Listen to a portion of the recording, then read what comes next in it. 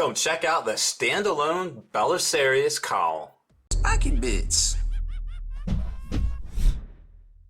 What's up, Hobby Maniacs? Rob Baer with you again today, taking a look at the separately sold Belisarius Cawl for the Adeptus Mechanicus. Now, we saw the book come out this weekend, and of course they had to have, you know, some sort of new product offering, and so they popped out this guy separately for $55 US. Now, he is just a normal character that came in the triumvirate. Here you can see all of his different options and everything.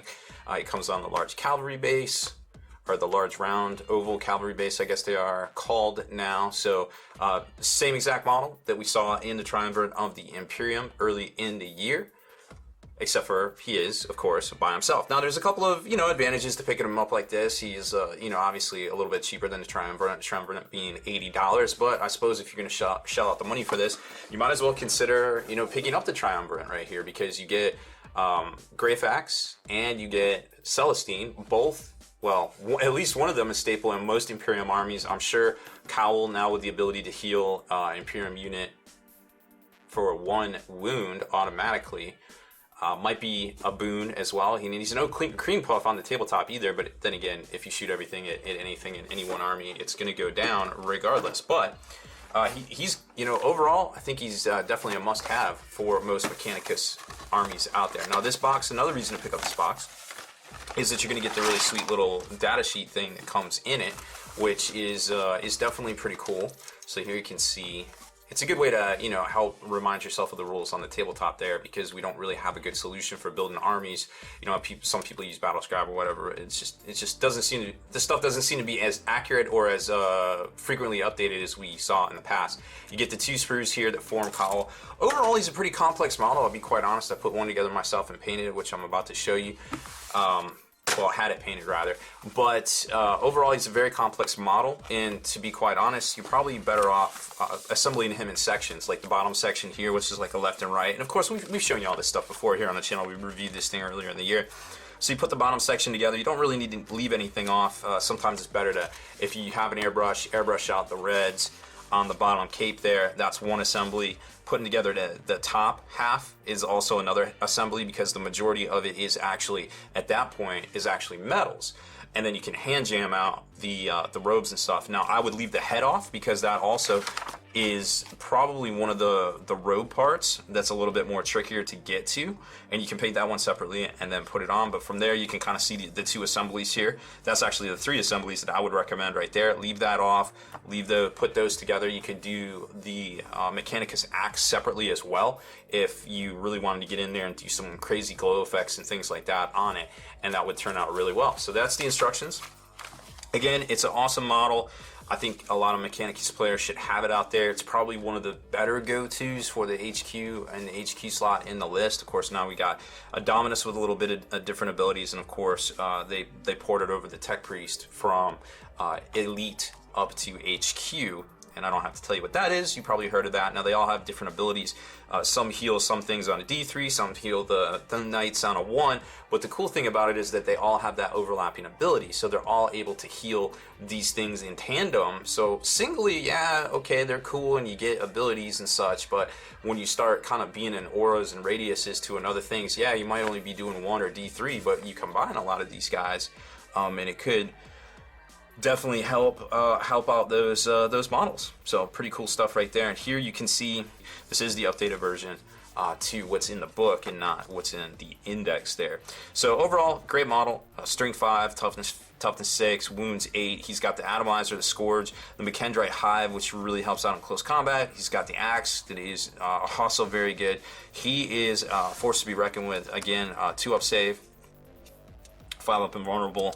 And then, of course, you can use the Canicles and such to buff him ad nauseum as you see fit. Now, if you take his, the Warlord trait for Mars, which they have a specific one, but you're not tied into taking, strangely enough, if he is the Warlord. You kind of have the option. It's like a bonus. Then you get the ability to roll 2 dice for him for your Canicles, because remember, you can do multiple Canicles if you roll the dice for it, and he has the ability to manipulate it plus or minus 1 to each roll. Now remember too, that the average roll on 2d6, if you're rolling 2d6, it's 7. So 3 and a 4 go into that, which is also pretty solid to have a +1 or -1 bonus to the mechanicals for. However, the one you're probably looking for is a 2 or a 5, because then you're +or-1 to a 2 and +or-1 to a 5. That gives you the full spectrum of mechanicals to choose from, so you'd be able to pop those off in multiples during the game because you rolled for it instead of wasting stratagems and command points in order to do it. So that's just some early tech, some stuff to think about, just kind of looking at it.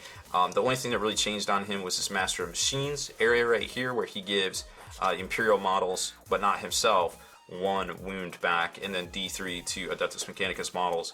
And he doesn't have an option for the Questorum Knights, but the other HQ units do in that slot there. Now let's talk about the model itself. Here you can see we've got a painted one right here. It's very basic.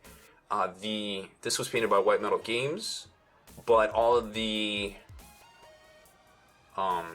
robes and everything were airbrushed in, and then they just went and blocked in all of the metals and everything by hand. They left the Cowl's cowl off and painted that by hand. The robes right here were painted by hand, and then this was all airbrushed, and then all the mechanical stuff was blocked in. Now if you use army painter sprays, which I'm tempted to do in the future, you could color match it. You could just spray the top with the army painter, use the same color on the bottom, and even though you sprayed the top of the rattle can and you painted the same color on the bottom, as long as you used the color match, they would match. And then you just hit it with a gloss, or the wash that they have, the acrylic washes in the dropper bottle, and then boom, you've got 100% color match on all of that. So that's one really cool instance to use the Army Painter system. When you have a top and a bottom, you're going to airbrush the top, but you're just going to paint in the details that you airbrushed on the bottom, and then kind of splice it together with the detail work right there. So White Metal Games did this, and I think it's a great little job. I was going to go back and touch it up, maybe rebase it to match my army there. But you can see that there's some really neat options out there. And then of course, you know, if you don't want to use them as a Mars Forge World, you can always say, hey, this is my version of Cawl. You can just take a different Forge World, paint them up in the different Forge World.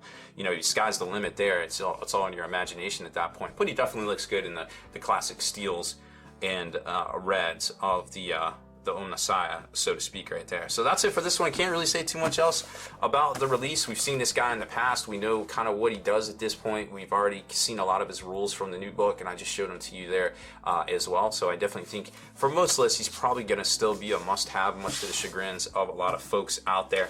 But hey, it is what it is, and now he is a little bit cheaper to get money-wise, and of course, always fun, always a fun little hobby project to put together and paint up as well. So that's it for this one, folks. Thanks for tuning in to check out the new single release of Belisarius Cawl, aka Belisarius as we like to call him on the Long War. And speaking of the Long War, make sure you head on over to thelongwar.net. That's the home of the battle reports for exclusive content, early access videos, and 8th edition battle report, army list downloads, and more. Become a veteran of the Long War today.